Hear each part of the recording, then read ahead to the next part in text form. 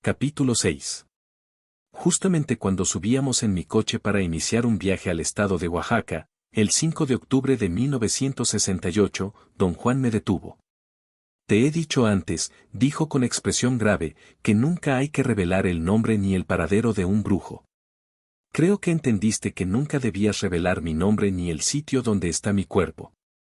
Ahora voy a pedirte que hagas lo mismo con un amigo mío, un amigo a quien llamarás Genaro. Vamos a ir a su casa, pasaremos allí un tiempo. Aseguré a don Juan no haber traicionado jamás su confianza. Lo sé, dijo sin alterar su seriedad. Pero me preocupa que vayas a volverte descuidado. Protesté, y don Juan dijo que su propósito era únicamente recordarme que, cada vez que uno se descuidaba en asuntos de brujería, estaba jugando con una muerte inminente y sin sentido, la cual podía evitarse siendo precavido y alerta. Ya no tocaremos este asunto, dijo. Una vez que salgamos de mi casa no mencionaremos a Genaro ni pensaremos en él. Quiero que desde ahora pongas en orden tus pensamientos. Cuando lo conozcas debes ser claro y no tener dudas en tu mente. ¿A qué clase de dudas se refiere usted, don Juan? A cualquier clase de dudas. Cuando lo conozcas, debes ser claro como el cristal. Él te va a ver. Sus extrañas admoniciones me produjeron una gran aprensión. Mencioné que acaso no debía conocer en absoluto a su amigo. Pensé que solo debía llevar a don Juan cerca de donde aquel vivía y dejarlo allí. Lo que te dije fue solo una precaución, dijo él. Ya conociste a un brujo, Vicente, y casi te mató. Ten cuidado esta vez. Cuando llegamos a la parte central de México, nos tomó 2 días caminar desde donde dejé mi coche hasta la casa del amigo, una chocita encaramada en la ladera de una montaña. El amigo de don Juan estaba en la puerta, como si nos aguardara. Lo reconocí de inmediato. Ya había tenido contacto con él, aunque brevemente, cuando llevé mi libro a don Juan. Aquella vez no lo había mirado en realidad, sino muy por encima, y tuve la impresión de que era de la misma edad que don Juan. Sin embargo, al verlo en la puerta de su casa advertí que definitivamente era más joven. No tendría muchos años más de los 60. Era más bajo y más esbelto que don Juan, muy moreno y magro. Tenía el cabello espeso, veteado de gris y un poco largo, le cubría en parte las orejas y la frente. Su rostro era redondo y duro. Una nariz muy prominente lo hacía parecer un ave de presa con pequeños ojos oscuros. Habló primero con don Juan. Don Juan asintió con la cabeza. Conversaron brevemente. No hablaban en español, así que no entendí lo que decían. Luego don Genaro se volvió hacia mí. Sea usted bienvenido a mi humilde choza, dijo en español y en tono de disculpa. Sus palabras eran una fórmula de cortesía que yo había oído antes en diversas áreas rurales de México. Pero al decirlas río gozoso, sin ninguna razón evidente, y supe que estaba ejerciendo su desatino controlado. No le importaba en lo más mínimo que su casa fuera una choza. Don Genaro me simpatizó mucho. Durante los 2 días siguientes, fuimos a las montañas para recoger plantas. Don Juan, don Genaro y yo salíamos cada día al romper el alba. Los 2 viejos se encaminaban juntos a una parte específica, pero no identificada, de las montañas, y me dejaban solo en cierta zona del bosque. Yo tenía allí una sensación exquisita. No advertía el paso del tiempo, ni me daba aprensión el quedarme solo. La experiencia extraordinaria que tuve ambos días fue una inexplicable capacidad para concentrarme en la delicada tarea de hallar las plantas específicas que don Juan me había confiado recoger. Regresábamos a la casa al caer la tarde, y los 2 días mi cansancio me hizo dormirme en el acto. Pero el tercer día fue distinto. Los 3 trabajamos juntos, y don Juan pidió a don Genaro enseñarme cómo seleccionar determinadas plantas. Regresamos alrededor del mediodía y los 2 viejos estuvieron sentados frente a la casa horas enteras, en completo silencio, como si se hallaran en estado de trance. Pero no estaban dormidos. Caminé un par de veces alrededor de ellos, don Juan seguía con los ojos mis movimientos, y lo mismo hacía don Genaro. Hay que hablar con las plantas antes de cortarlas, dijo don Juan. Dejó caer al descuido sus palabras y repitió la frase 3 veces, como para captar mi atención. Nadie había dicho una sola palabra hasta que él habló. Para ver a las plantas hay que hablarles personalmente, prosiguió. Hay que llegar a conocerlas una por una, entonces las plantas te dicen todo lo que quieras saber de ellas. Atardecía. Don Juan estaba sentado en una piedra plana, de cara a las montañas del oeste. Don Genaro, junto a él, ocupaba un petate y miraba hacia el norte. Don Juan me había dicho, el primer día que estuvimos allí, que esas eran las posiciones de ambos, y que yo debía sentarme en el suelo en cualquier sitio frente a los dos. Añadió que, mientras nos halláramos sentados en esas posiciones, yo tenía que mantener el rostro hacia el sureste y mirarlo solo en breves vistazos. Sí, así pasa con las plantas, ¿no? Dijo don Juan y se volvió a don Genaro, quien manifestó su acuerdo con un gesto afirmativo. Le dije que el motivo de que yo no hubiera seguido sus instrucciones era que me sentía un poco estúpido hablando con las plantas. No acabas de entender que un brujo no está bromeando, dijo con severidad. Cuando un brujo hace el intento de ver, hace el intento de ganar poder. Don Genaro me observaba. Yo estaba tomando notas y eso parecía desconcertarlo. Me sonrió, meneó la cabeza y dijo algo a don Juan.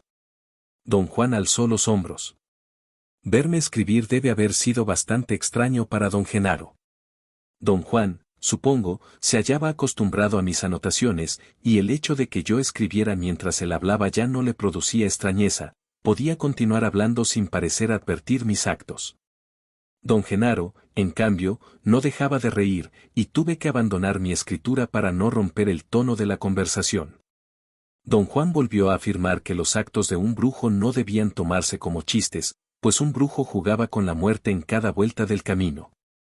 Luego procedió a relatar a don Genaro la historia de cómo una noche, durante uno de nuestros viajes, yo había mirado las luces de la muerte, siguiéndome. La anécdota resultó absolutamente graciosa. Don Genaro rodó por el suelo riendo. Don Juan me pidió disculpas y dijo que su amigo era dado a explosiones de risa. Miré a don Genaro, a quien creí todavía rodando en el suelo, y lo vi ejecutar un acto de lo más insólito. Estaba parado de cabeza sin ayuda de brazos ni piernas, y tenía las piernas cruzadas como si se encontrara sentado. El espectáculo era tan insólito que me hizo saltar. Cuando tomé conciencia de que don Genaro estaba haciendo algo casi imposible, desde el punto de vista de la mecánica corporal, él había vuelto a sentarse en una postura normal.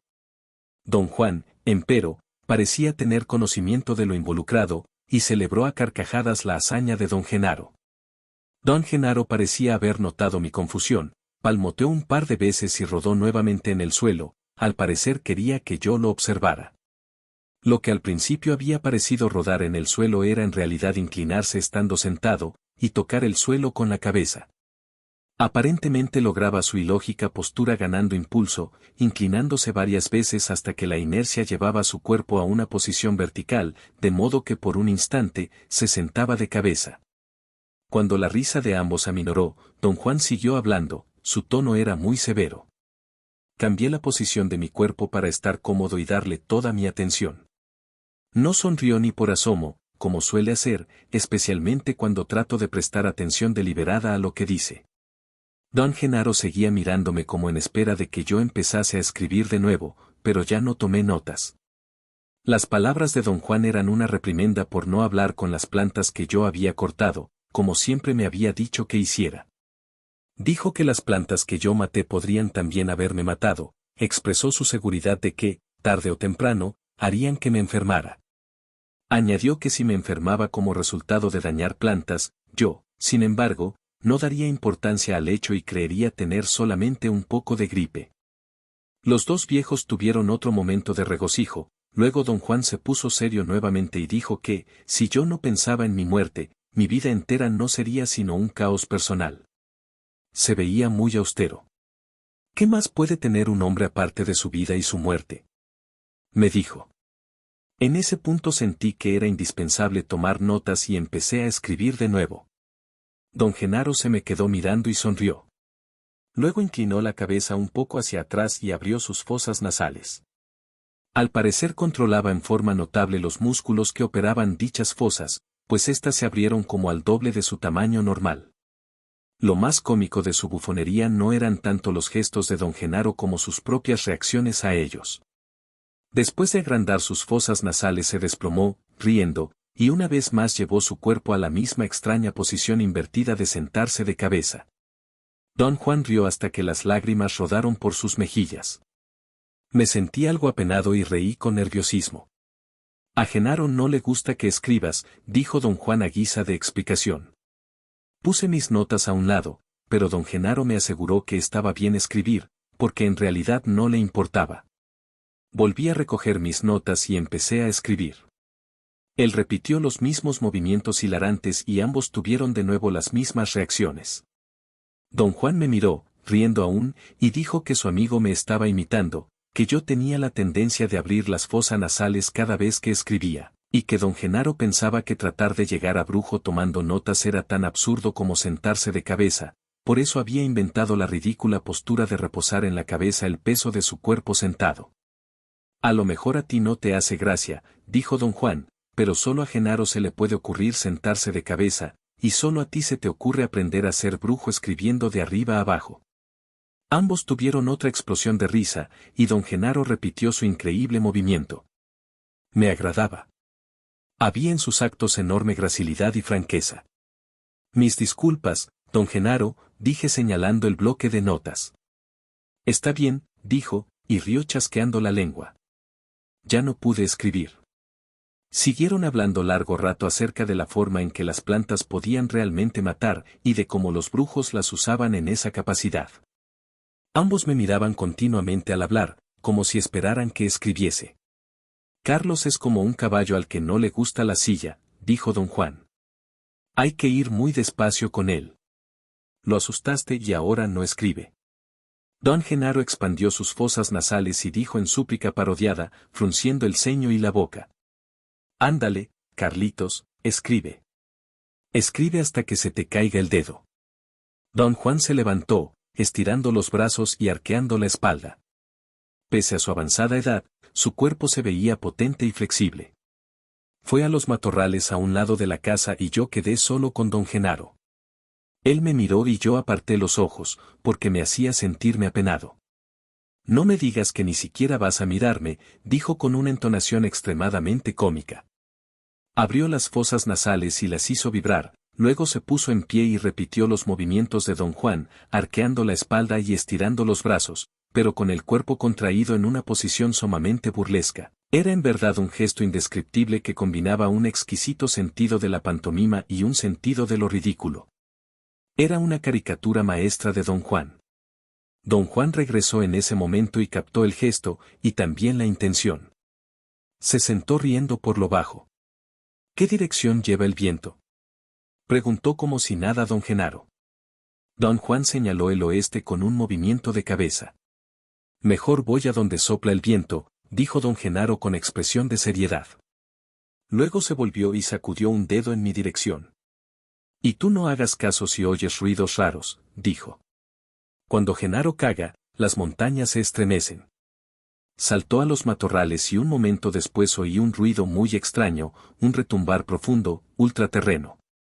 No supe qué interpretación darle. Miré a don Juan buscando un indicio, pero él estaba doblado de risa. 17 de octubre, 1968. No recuerdo qué cosa motivó a don Genaro a hablarme sobre el orden del otro mundo, como él lo llamaba. Dijo que un maestro brujo era un águila, o más bien que podía convertirse en águila. En cambio, un brujo malo era un tecolote. Don Genaro dijo que un brujo malo era hijo de la noche y que para un hombre así los animales más útiles eran el león de montaña u otros felinos salvajes, o bien las aves nocturnas, el tecolote en especial. Dijo que los brujos líricos, o simples aficionados, preferían otros animales, el cuervo, por ejemplo. Don Juan rió, había estado escuchando en silencio. Don Genaro se volvió a él y dijo. Eso es cierto, tú lo sabes, Juan. Luego dijo que un maestro brujo podía llevar consigo a su discípulo en un viaje y atravesar literalmente las 10 capas del otro mundo. El maestro, siempre y cuando fuera un águila, podía empezar en la capa de abajo y luego atravesar cada mundo sucesivo hasta llegar a la cima. Los brujos malos y los líricos, dijo, solo podían cuando mucho atravesar 3 capas. Don Genaro describió aquellos pasos diciendo.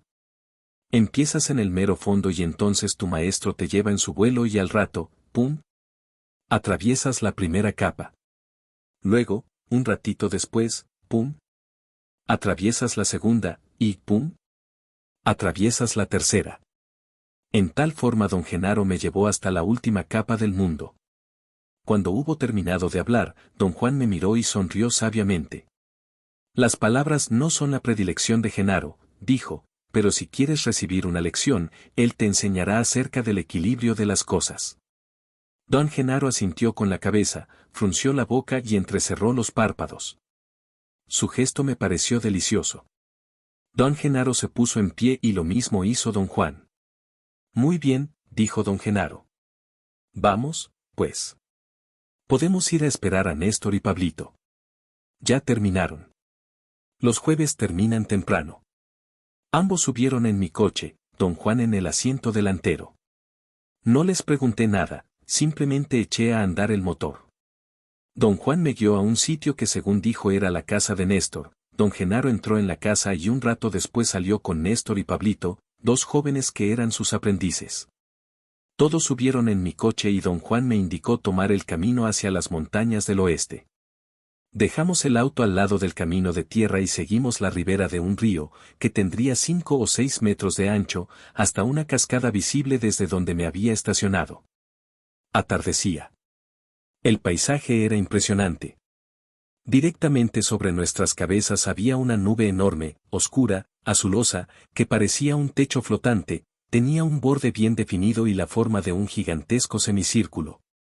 Hacia el oeste, en las altas montañas de la cordillera central, la lluvia parecía estar descendiendo sobre las laderas.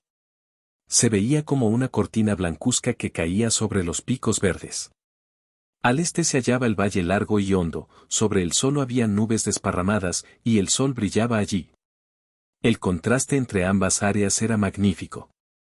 Nos detuvimos al pie de la cascada, tenía quizás unos 45 metros de altura, el rugido era muy fuerte.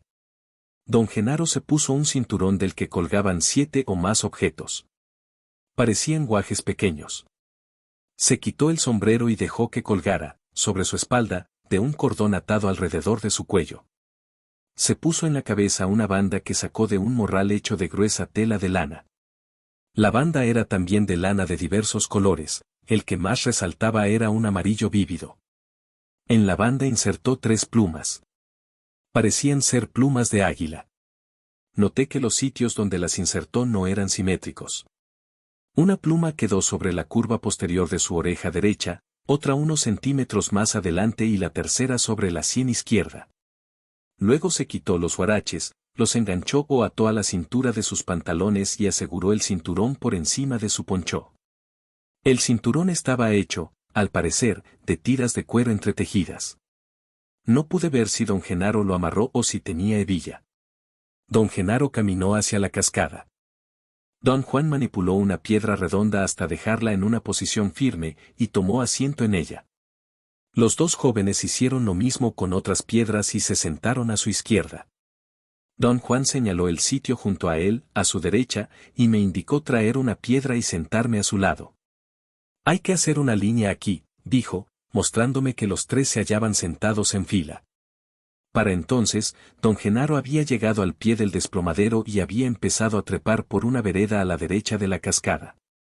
Desde donde nos encontrábamos, la vereda se veía bastante empinada. Había muchos arbustos que don Genaro usaba como barandales. En cierto momento pareció perder pie y casi se deslizó hacia abajo, como si la tierra estuviera resbaladiza. Un momento después ocurrió lo mismo, y por mi mente cruzó la idea de que tal vez don Genaro era demasiado viejo para andar escalando. Lo vi resbalar y trastabillar varias veces antes de llegar al punto en que la vereda terminaba. Experimenté una especie de aprensión cuando empezó a trepar por las rocas. No podía figurarme qué iba a hacer. ¿Qué hace?, pregunté a don Juan en un susurro. Don Juan no me miró. ¿No ves que está trepando?, dijo. Don Juan miraba directamente a don Genaro. Tenía los ojos fijos, los párpados entrecerrados. Estaba sentado muy erecto, con las manos descansando entre las piernas, sobre el borde de la piedra. Me incliné un poco para ver a los dos jóvenes. Don Juan hizo un ademán imperativo para hacerme volver a la línea. Me retraje de inmediato. Tuve solo un vislumbre de los jóvenes. Parecían igual de atentos que él. Don Juan hizo otro ademán y señaló en dirección de la cascada. Miré de nuevo. Don Genaro había trepado un buen trecho por la pared rocosa. En el momento en que miré se hallaba encaramado en una saliente, avanzaba despacio, centímetro a centímetro, para rodear un enorme peñasco. Tenía los brazos extendidos, como abrazando la roca. Se movió lentamente hacia su derecha y de pronto perdió pie. Di una boqueada involuntaria. Por un instante, su cuerpo entero pendió en el aire.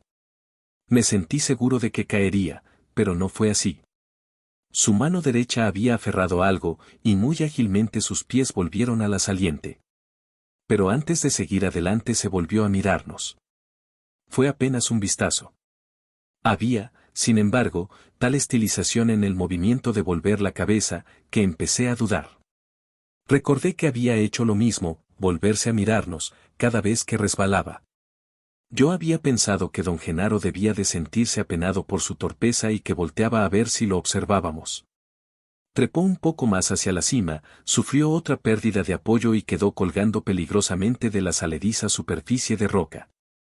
Esta vez se sostenía con la mano izquierda. Al recuperar el equilibrio se volvió nuevamente a mirarnos. Resbaló 2 veces más antes de llegar a la cima. Desde donde nos hallábamos sentados, la cresta de la cascada parecía tener de 6 a 8 metros de ancho. Don Genaro permaneció inmóvil un momento. Quise preguntar a don Juan qué iba a hacer don Genaro allá arriba, pero don Juan parecía tan absorto en observar que no me atrevía a molestarlo. De pronto, don Genaro saltó hacia el agua. Fue una acción tan completamente inesperada que sentí un vacío en la boca del estómago. Fue un salto magnífico, extravagante. Durante un segundo tuve la clara sensación de haber visto una serie de imágenes superpuestas de su cuerpo en vuelo elíptico hasta la mitad de la corriente. Al aminorar mi sorpresa, advertí que don Genaro había aterrizado en una piedra al borde de la caída, una piedra apenas visible desde donde nos encontrábamos. Permaneció largo tiempo allí encaramado. Parecía combatir la fuerza del agua precipitada. 2 veces se inclinó sobre el precipicio y no pude determinar a qué estaba asido. Alcanzó el equilibrio y se acuclilló en la piedra. Luego saltó de nuevo, como un tigre. Mis ojos apenas si percibían la siguiente piedra donde aterrizó, era como un cono pequeño en el borde mismo del despeñadero. Se quedó allí casi 10 minutos. Estaba inmóvil. Su quietud me impresionaba a tal grado que empecé a tiritar. Quería levantarme y caminar por ahí. Don Juan advirtió mi nerviosismo y con tono autoritario me instó a calmarme. La inmovilidad de don Genaro me precipitó a un terror extraordinario y misterioso. Sentí que, si seguía más tiempo allí encaramado, yo no podría controlarme. De pronto saltó de nuevo, ahora hasta la otra ribera de la cascada. Cayó sobre los pies y las manos, como un felino. Permaneció acuclillado un momento, luego se incorporó y miró a través del torrente, hacia la otra orilla, y luego hacia abajo, en nuestra dirección. Se estuvo enteramente quieto, mirándonos. Tenía las manos a los lados, ahuecadas como aferrando un barandal invisible. Había en su postura algo verdaderamente exquisito, su cuerpo parecía tan flexible, tan frágil. Pensé que don Genaro con su banda y sus plumas, su poncho oscuro y sus pies descalzos, era el ser humano más hermoso que yo hubiera visto. Repentinamente echó los brazos hacia arriba, alzó la cabeza, y con gran rapidez lanzó su cuerpo a la izquierda, en una especie de salto mortal lateral. El peñasco donde había estado era redondo, y al saltar desapareció tras él. En ese momento empezaron a caer grandes gotas de lluvia. Don Juan se levantó y lo mismo hicieron los 2 jóvenes. Su movimiento fue tan abrupto que me confundió. La experta hazaña de don Genaro me había puesto en un estado de profunda excitación emotiva. Sentía que el viejo era un artista consumado y quería verlo en ese mismo instante para aplaudirlo. Me esforcé por escudriñar el lado izquierdo de la cascada para ver si don Genaro descendía, mas no lo hizo. Insistí en saber qué le había pasado. Don Juan no respondió. Más vale que nos vayamos a prisa, dijo. Está fuerte el aguacero. Hay que llevar a Néstor y Pablito a su casa, y luego tendremos que irnos regresando. Ni siquiera le dije adiós a don Genaro, me quejé. Él ya te dijo adiós, repuso don Juan con aspereza. Me observó un instante y luego suavizó el ceño y sonrió. También te dio su afecto, dijo. Le caíste bien. ¿Pero no vamos a esperarlo? No. Dijo don Juan con brusquedad. Déjalo tranquilo, ahí donde esté. Capaz ya es un águila volando al otro mundo, o capaz ya se murió allá arriba. Ahorita ya no le hace. 23 de octubre, 1968. Don Juan mencionó casualmente que iba a hacer otro viaje a México Central en un futuro cercano. ¿Va usted a visitar a don Genaro? Pregunté. A lo mejor, dijo sin mirarme. Don Genaro está bien, ¿verdad, don Juan? Digo, no le pasó nada malo allá arriba de la catarata, ¿no? No le pasó nada, tiene aguante. Hablamos un rato de su proyectado viaje y luego dije que había gozado mucho de la compañía y los chistes de don Genaro. Se rió y dijo que don Genaro era en verdad como un niño. Hubo una larga pausa, yo pugnaba mentalmente por hallar una frase inicial para inquirir acerca de su lección. Don Juan me miró y dijo en tono malicioso. Ya te matan las ganas de preguntarme por la lección de Genaro, ¿no? Reí con turbación. Todo lo ocurrido en la catarata me había estado obsesionando. Daba yo vueltas y más vueltas a todos los detalles que podía recordar, y mis conclusiones eran que había sido testigo de una increíble hazaña de destreza física. Pensaba que don Genaro era, sin lugar a dudas, un incomparable maestro del equilibrio. Cada uno de sus movimientos había sido ejecutado con un alto toque ritual y, obviamente, debía de tener algún inextricable sentido simbólico. Sí, dije. Admito que me muero por saber cuál fue su lección. Déjame decirte algo, dijo don Juan. Para ti fue una pérdida de tiempo. Su lección era para alguien que pudiera ver. Pablito y Néstor agarraron el hilo, aunque no ven muy bien. Pero tú fuiste a mirar. Le dijo a Genaro que eras medio idiota y muy raro, todo atascado, y que a lo mejor te destapabas con su lección, pero no. No importa, de todos modos. Ver es muy difícil. No quise que hablaras después con Genaro, por eso tuvimos que irnos. Lástima. Pero habría salido peor quedarse. Genaro arriesgó mucho por mostrarte algo magnífico. Qué lástima que no puedas ver. Quizá, don Juan, si usted me dice cuál fue la lección, yo descubra que en realidad vi. Don Juan se dobló de risa. Tu mejor detalle es hacer preguntas, dijo.